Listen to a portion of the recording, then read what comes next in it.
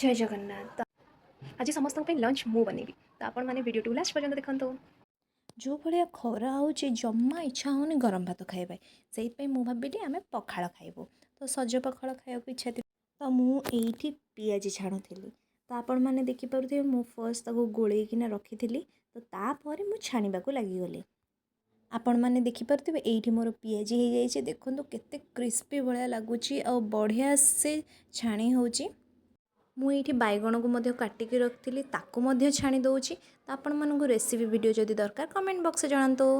एबे चलतु खाइबा भोक बहुत जोरे लगे मत मुझे दही पकई भात रे लेंबू पकई लंका पकई और गोटे छुंक देती आपण मैंने देखिपे केते सारा आइटम होता सॉरी मु एसबू कला बेले वीडियो करि पारनी बहुत काम थिला सेथिपे एकुटिया केमती वीडियो करी। अच्छा अच्छा शुणु आपण मैंने वीडियो टी निश्चित भाव में शेयर करेंगे आपण फ्रेंड फैमिली सहित ओके। तो मुझे लेंबू चकट देती लुण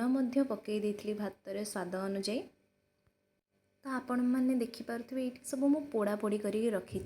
कहीं पखाड़ संगे जदि पोड़ा पोड़ी किसी नथिबो ना जमारू टेस्ट लगे से मुझे टमाटो पोड़ा आलू पोड़ा बैगण पोड़ा सबू दला दली करदे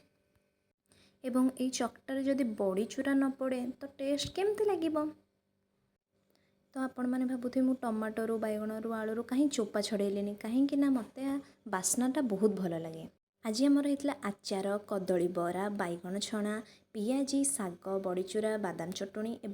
एवं आलू छुई भजा आपण मैंने घरे एमती बनई खातु बढ़िया टेस्टी लगे देखिपे ये केते क्रिस्पी होती